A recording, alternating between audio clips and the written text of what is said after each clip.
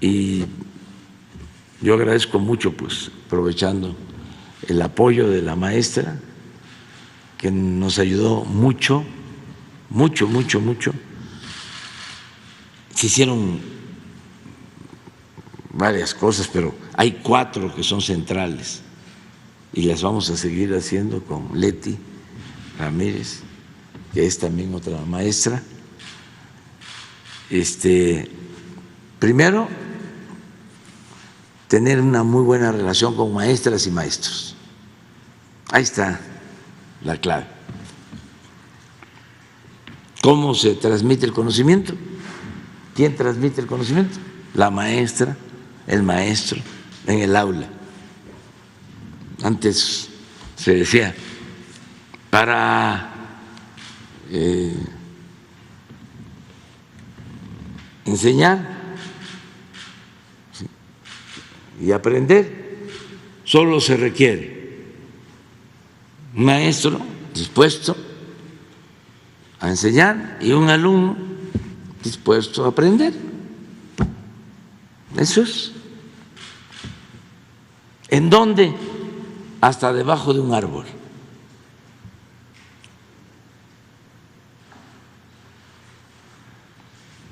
Pero eso es esencial.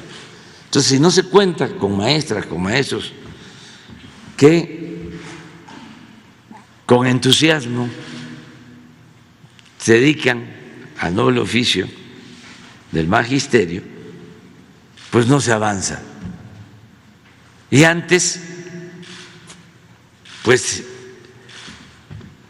en vez de exaltar la labor magisterial, que es como un apostolado, se les degradaba, se les humillaba. Eso ya no. Independientemente de los aumentos salariales o de las prestaciones, es el lugar que deben de tener nuestras maestras, nuestros maestros. Todos los que estamos aquí nos acordamos de nuestras maestras, de nuestros maestros, y de lo que nos aportaron, de lo que nos dieron, todos. Es una gran experiencia de vida. Entonces, ¿cómo es que estos tecnócratas irresponsables, corruptos, de repente deciden llevar a cabo una supuesta reforma educativa sin tomar en cuenta la opinión de las maestras, de los maestros, y maltratándolos, acusándolos de flojos? Lo mismo, de que no trabajaban.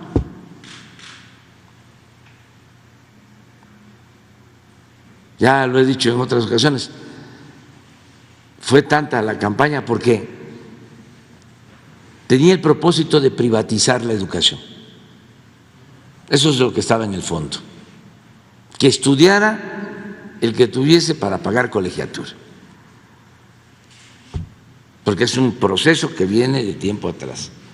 Acuérdense que con Salinas se modificó el artículo 3 de la Constitución, siendo secretario de Educación Ernesto Zedillo, para que la educación gratuita se limitara a lo básico y dejaron en el mercado la educación media superior y la educación superior. Acuérdense cómo hubo hasta un movimiento en la UNAM que querían cobrar cuotas. No quiero hablar de los que estaban de rectores entonces. Bueno, eso era lo que querían imponer. Por eso los exámenes de admisión, los rechazados, para darle espacio a las escuelas privadas. Y claro, crecieron mucho en el periodo neoliberal las escuelas privadas, creció la matrícula, pero llegó a un límite, porque en un país con tanta pobreza,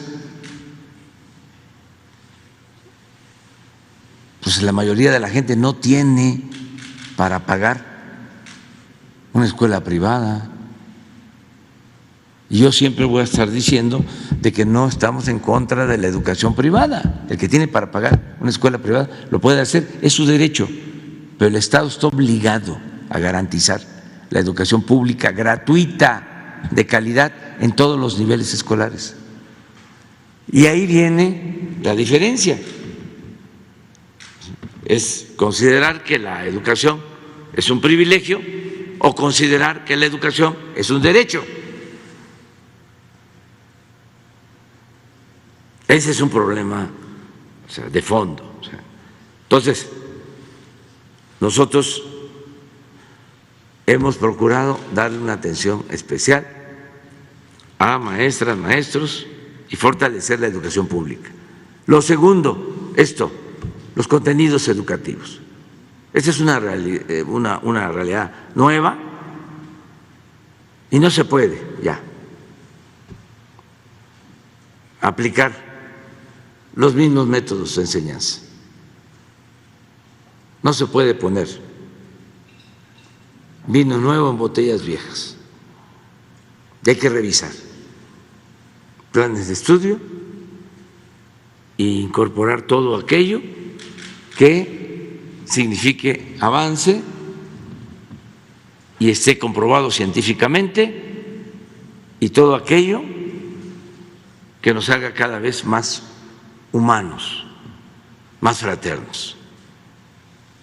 Entonces, por eso, lo de los contenidos educativos. Lo tercero, las escuelas, aunque decía yo de que se puede dar clases debajo de un árbol, pues sí, pero es mejor tener un aula en buen estado. Y por eso el programa La Escuela es Nuestra. Y se resolvió muy bien, porque habían presupuestos en el tiempo de la corrupción, no hace mucho, que decían pizarrones electrónicos y se robaban el dinero, bebederos en las escuelas para que haya agua, se robaban el dinero, porque pasaba el presupuesto por varios filtros y se iba quedando. Ya no llegaba nada, gobierno federal, gobierno estatal, gobierno municipal, y no llegaba. Ahora es directo el presupuesto a la sociedad de padres, de madres de familia. Ellos reciben el dinero y ellos deciden en asamblea qué hacer con ese recurso. Y ya estamos llegando a más del 60% de todas las escuelas de educación básica del país. Y antes de que termine el gobierno va a ser 100%. Presupuesto para todas las escuelas públicas, de modo que estén las escuelas en buen estado. Y lo otro, punto 4, las becas.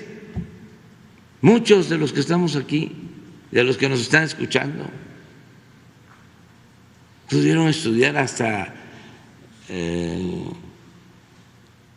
de más edad de nuestra generación, porque vivían en casas de estudiantes ¿no? Casas de estudiantes.